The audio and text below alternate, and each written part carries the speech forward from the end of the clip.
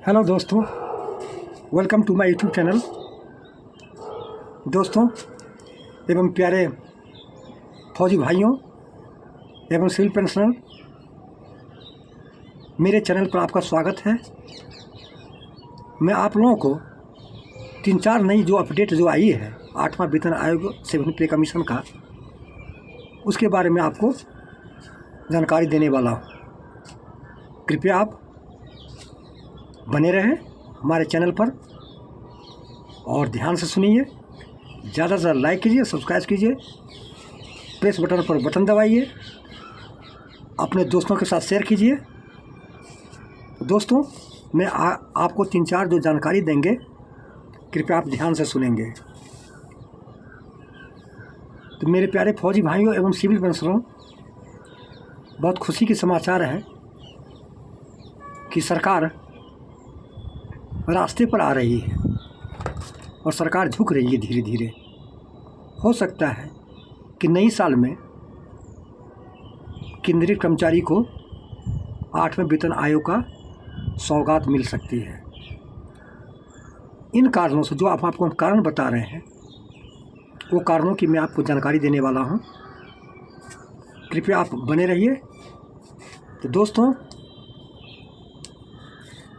ऐसा है कि लोकसभा में विपक्षी पार्टी ने वित्त मंत्री से जो 3 दिसंबर का जो सवाल जवाब हुआ था, वो राज्यसभा में हुआ था। अभी आपको हम लोकसभा के बारे में जानकारी दे रहे हैं।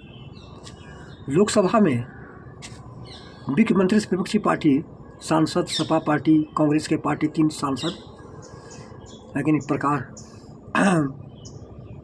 और सपा का सब आनंद भदौरिया,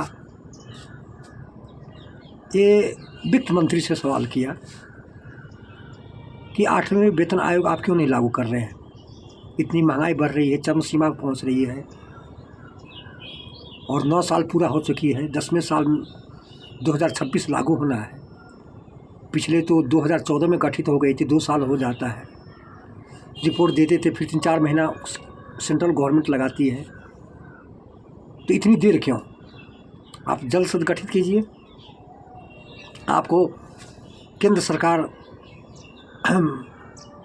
को इस लोकसभा में जो अभी चुनाव हुई थी, उसमें तो सीटें भी कम आई है और अभी और आप नाराज़गी झेलना चाहते हैं केंद्रीय कर्मचारी से। तो वित्त मंत्री सीतारमण ने जवाब दी है कि मुझे पता है, मुझे नाराज़गी केंद्रीय कर्मचारी को पता है, हम केंद्रीय कर्मचारी के बारे में सोच रहे हैं। या देखिए कि हो सकता है कि 8वां वेतन आयोग लागू नहीं करे, किसी और तरह से और फार्मूले की तरह से, एक वाइट फार्मूला है या बेसिक पे में मर्ज देकर कुछ पॉइंट बढ़ा करके आपको बढ़ा दे। तो आने वाला समय ही बताएगा। जैसे ही नई नई अपडेट आएगी तो हम आपको बारे में जानकारी देंगे। तो दोस्तों उम्मीद है, चांस है, क्योंकि वित्त मंत्री ने जवाब दी है कि मुझे नाराज़गी का पता है, केंद्रीय कर्मचारी नाराज़ है और मैं उसके बारे में सोच रही हूँ। और JCM के श्री शिव गोपाल मिश्रा जी ने लेटर भी लिखे हैं वित्त सचिव के पास। और अभी और एक नई समाचार अभी दैनिक जागरण में आई है कि हो सकता है कि जो अभी 1 फरवरी को जो बजट आएगी, तो इस पर प्रकाश डाला गया था और लेटर भी लिखा गया था कि 18 महीना का DA के बारे में, जो कोविड काल में जो रोकी गई थी, उसको रिलीज़ किया जाए। तो हो सकता है 34,000 करोड़ रुपया है। तो इस बजट में नेक्स्ट साल जो बजट होगी उसमें ये घोषणा की जाएगी। इसके बाद हो सकता है कर्मचारी को अप्रैल मई तक इसको दे दिया जाएगा, ताकि 34,000 करोड़ रुपया होता है, मामूली रुपया नहीं है। इसलिए इसको बजट में रखेगा। बजट पारित होने के बाद इसके बाद केंद्रीय कर्मचारी और सिविल पेंशनर, मेरे फौजी भाइयों को अप्रैल मई तक 18 महीने का 2 या 3 किस्तों में दे दी जाएगी। तीसरा है, मैं आपको नई अपडेट जानकारी दे रहा हूँ, इक्वल एमएसपी। इक्वल एमएसपी आपको कांस्टेबल से लेके जेसीओ तक एक बराबर कर दिया, कोर्ट का फैसला हुआ है। दूसरा मैं आपको बताने वाला हूँ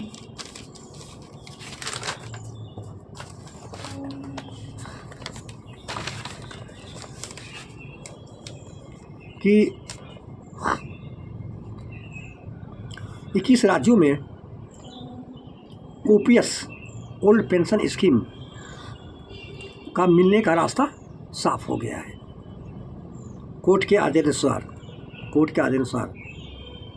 अलग अलग राज्यों में कोर्ट ने इसको फैसला दिया है कि ओपीएस बहाल किया जाए। यदि 21 राज्यों में ओल्ड पेंशन स्कीम लागू कर दी जाएगी तो ऑटोमेटिक केंद्र सरकार को मजबूर होकर के केंद्र सरकार को भी एनपीएस और ईपीएस को बदले ओपीएस को देना पड़ेगा। जब स्टेट गवर्नमेंट लागू करेगी तो ऑटोमेटिक 21 राज्य, वो भी 1-2 राज्य नहीं है, 21 राज्यों में तो ऑटोमेटिक केंद्र सरकार लागू कर देगी। ये भी खुशी का समाचार है। मेरे जितने पेंशनर फौजी भाई आने वाले हैं तो उनको अच्छी गुड समाचार सौगात मिलेगी भविष्य में। और इक्वल एमएसपी पर कोर्ट का फैसला लिया और सुप्रीम कोर्ट ने केंद्र सरकार को आदेश दिया कि जो अस्थाई कमीशन में, ये डिफेंस के बारे में आपको बता रहे हैं, अस्थाई कमीशन देने के लिए कहा महिला और पुरुष को बराबर का अधिकार हो। पहले क्या होता, भेदभाव होता था, पुरुष को ज़्यादा प्रायोरिटी मिलता था, महिला को कम मिलता था। इस कारण से भेदभाव होने के कारण सुप्रीम कोर्ट ने आदेश दिया कि जो भी महिला कमीशन में जो अधिकारी आएगी उसको पुरुष के बराबर सारी फैसिलिटी मिलेगी और अधिकार का दर्जा दिया जाएगा।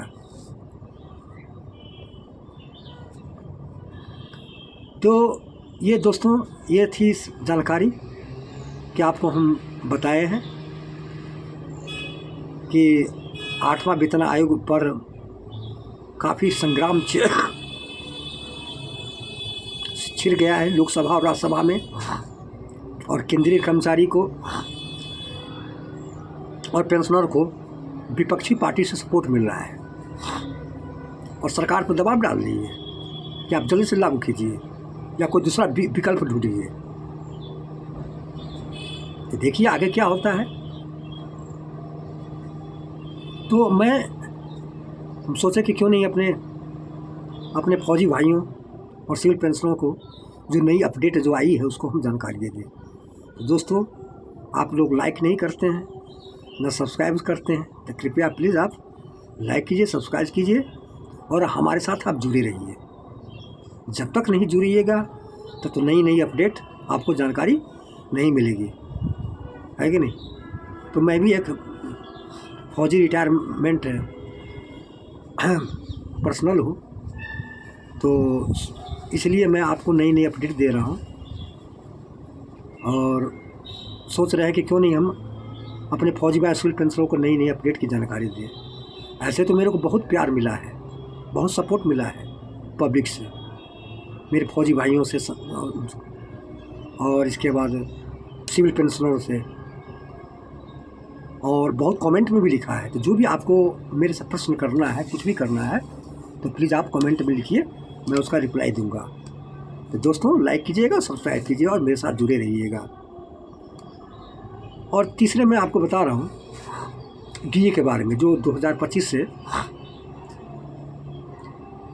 मार्च में जो होली से पहले केंद्र सरकार जो तोहफा देगी वो 3% कन्फर्म मानिए आपको, 4% तो होने के सवाल ही नहीं है। अभी 2% हुआ है, 4 महीने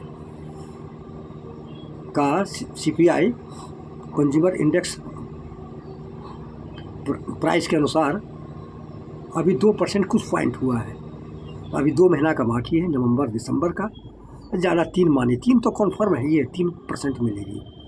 तो इतनी आसमान महंगाई बढ़ रही है, लेकिन पता नहीं कैसे है, कंज्यूमर प्राइस सीपीआई बढ़ता ही नहीं है।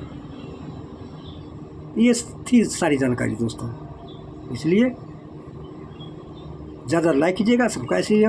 Okay, good night, thank you, नमस्ते।